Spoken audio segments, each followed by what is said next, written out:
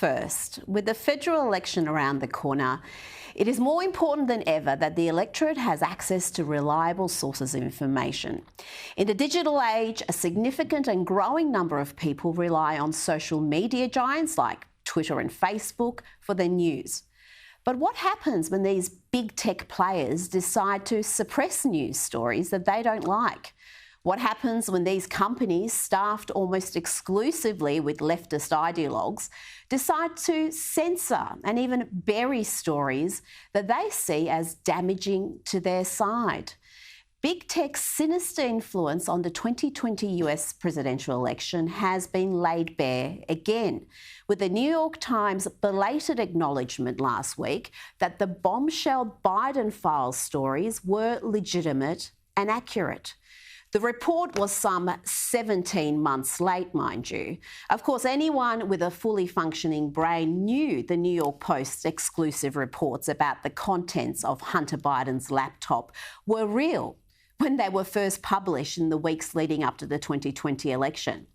However, that did not stop social media giants, Twitter and Facebook, together with the bulk of the mainstream media, conspiring to suppress and discredit a series of highly damaging stories on the Biden family that threatened to derail Joe Biden's campaign.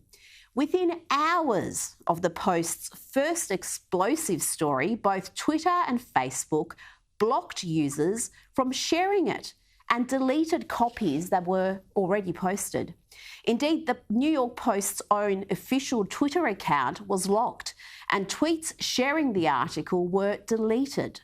A number of conservative accounts, including the personal account of the White House press secretary that had posted a link to the New York Post front page story, had their accounts suspended or locked.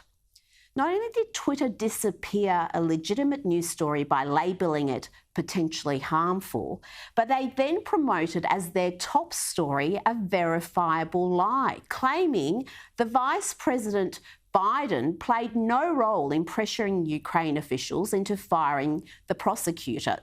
Now, this is despite the fact that there is a 2018 video of Joe Biden confirming that he played a role. Now, we must note that Twitter did apologise after the election for their actions and for their false claims that the Post's stories were hacked. But the damage was done. They had achieved their goal of protecting the Biden campaign, and millions of voters never heard the truth about the Biden files. The overwhelming majority of the media joined the suppression and misinformation campaign, either ignoring a hugely significant story about the Biden family's dodgy dealings, including 10% for the big guy, or worse, labelling the revelations as a hoax or Russian misinformation. Biden's secret emails. A really fishy story. The Post claimed that the emails were found on a laptop computer that was brought to a repair shop in Delaware in the spring of 2019. The FBI is now investigating whether those alleged Hunter Biden emails are actually connected to a larger foreign intelligence operation. They may be related to a foreign intelligence operation. Foreign intelligence operation. Foreign intelligence. Foreign intelligence. Foreign intelligence operation. For all we know, these emails are made up. The information found on the laptop may be part of a Russian disinformation campaign. Part of a Russian disinformation effort. The misinformation and gaslighting you just heard occurred despite the Post uncovering extensive emails, photographs, even video of a drug-fueled sexual escapade involving Hunter Biden, and significantly, communication that showed Joe Biden's personal involvement in his son's business dealings, including meeting with a top Burisma executive. Now, Burisma, you may remember, is the Ukrainian gas company that paid Hunter Biden $83,000 per month in consultancy fees, despite the drug-addled misfit having zero industry expertise or experience.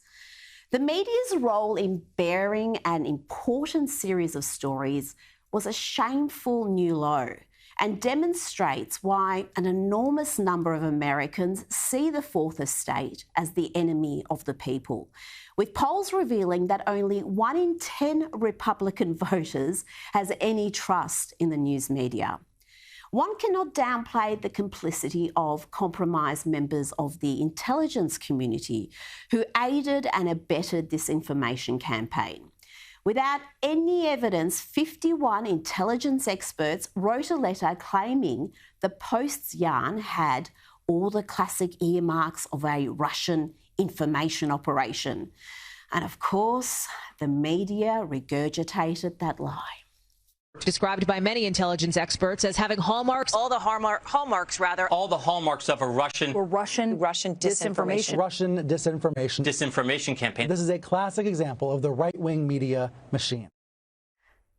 When you can't trust the fact checkers to check facts, when you can't trust the news media to report the news, when you can't trust the line between news, opinion and activism, then you have a genuine crisis of trust in the mainstream media. Last week, in a blistering piece, the New York Post editorial board wrote, "The 51 former intelligence officials who cast doubt on the Post's Hunter Biden laptop stories in a public letter really were just desperate to get Joe Biden elected president." And more than a year later, even after their deep state sabotage has been shown again and again to be a lie, they refuse to own up to how they undermined an election. The officials, including CNN pundit and professional fabricator James Clapper, a man who was nearly charged for perjury for lying to Congress, signed a letter that the laptop has the classic earmarks of a Russian information operation. Other experts and commentators have also weighed in the past week. International security expert Professor Max Abrahams wrote, "The Hunter Biden laptop story shows that the supposed experts of Russian disinformation quoted ad nauseum in the media don't have the foggiest idea what it even looks like." Writer Drew Holden noted, "People will try to hand-wave Hunter Biden's laptop away as just a story about pictures. But remember, these emails implicate not just Hunter, but also President Biden in a bribery, illegal pay-to-play scheme involving a hostile foreign power." And the Post's John Levine, I think, summed it up best when he wrote, "The conspiracy to suppress disinformation by mainstream media, big tech companies, and a Democratic Party is the single greatest act of disinformation ever perpetrated in the social media era." Yes, the suppression of the New York Post's Biden files story set a dangerous precedent that saw enormously powerful big tech companies staffed by leftist ideologues censoring stories that were damaging to the Democrats. The impact of the combined propaganda campaign undoubtedly influenced the election result, which was precisely the point.